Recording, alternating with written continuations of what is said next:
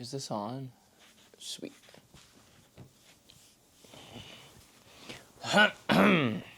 Alright, let's do this.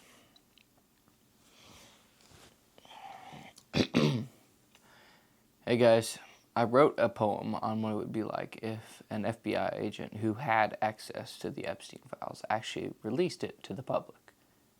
So that's what this poem's about. Bear with me, it's kind of long.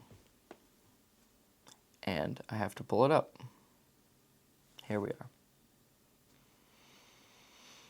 My office is dark, except for a single old-fashioned lamp on my desk that hums quietly as electricity is used up, and my employer's power bill slowly climbs because this lamp is not LED. It throws a long slash of yellow light across the desk. The rest of my office sits in shadow. The room itself is hiding from what lies on my desk.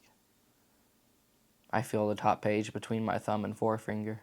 The paper is thick, rough, the kind used for important legal documents meant to last a long time. A few pages in, I reach a photograph. Underneath it, a date, a location, a name. I stop. Just the name makes my lungs forget breathing.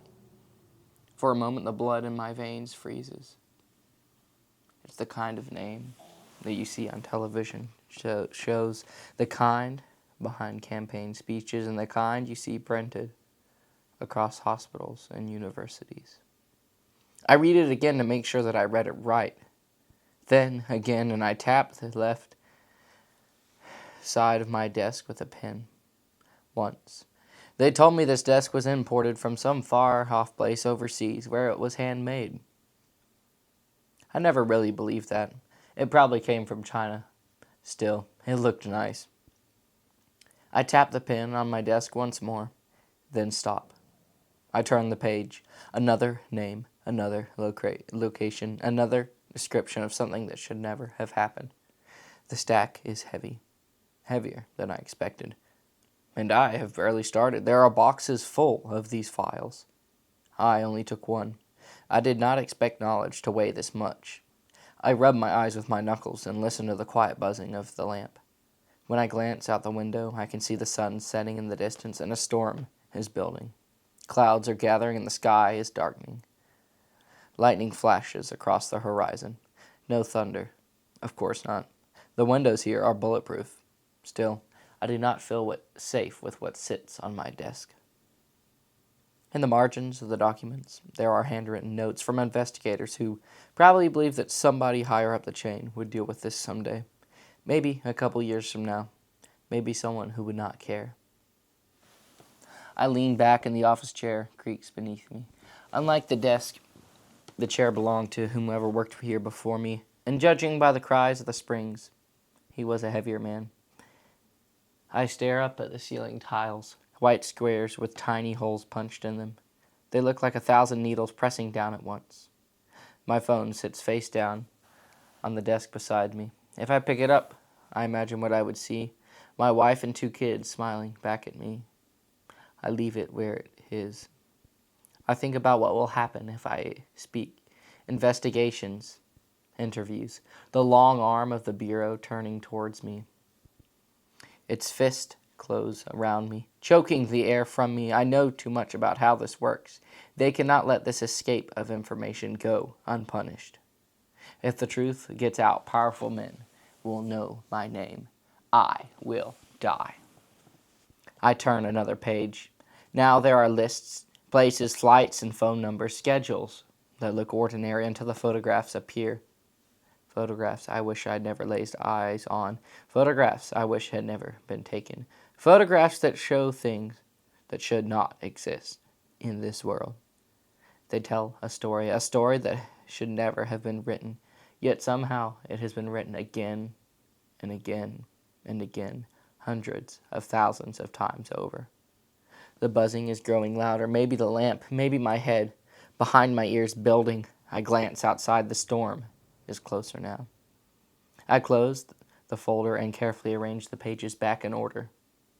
Then I open it again, because I cannot pretend that the names are not there. So many names, wealthy names, influential names, names I once trusted, names millions of people still look up to. I look back at my computer. I have a computer. I have access to the internet. The cursor blinks. I stare at it. The cursor blinks again. The whole universe is holding its breath. So I wait with it. 10 seconds. 20 seconds. Maybe 20 minutes. In the office next door, someone coughs and the sound calls me back to the present. I exhale slowly. If I do this, I will lose everything. My career, my safety, my life, my family will lose me. But maybe this will end something. Maybe the people the world trusts will finally face justice. Maybe the truth about a politician still sitting in power, doing things to children who still watch cartoons in the morning will finally be known. Is that not why I took this job? To bring justice, to support truth, to uphold something better than darkness. If telling the truth could save one girl or one boy, then my death would be worth it. I place my hand on the mouse. I move the cursor that has been staring at me for so long. The cursor opens the scanning software and I begin feeding the pages through the machine, one after another.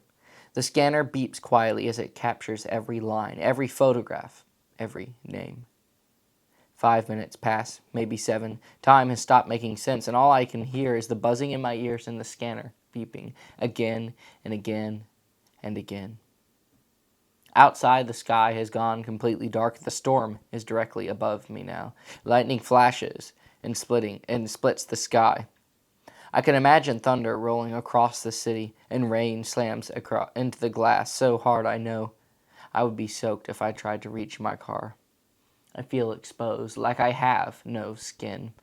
The scanner finishes. The files sit on my computer now, a neat little list. In reality, it is much longer than I wish it was. All the names, every guilty, despicable, disgusting, hell-bent name. I sit there in silence while the rain pounds outside the building. 20 minutes pass, maybe more, and then click. I hit send. The files leave my computer and they travel out into the world towards news organizations and media groups. It has happened. Now all I can do is sit in my dark office and contemplate. I have done the right thing. God's will be done and the truth will be known, whether in this life or the next. I have simply placed it in the light. Thank you for your time. That's what I wrote, and I want you to remember it only takes one person to do the right thing in order to set in motion events that can change history. Maybe it's you.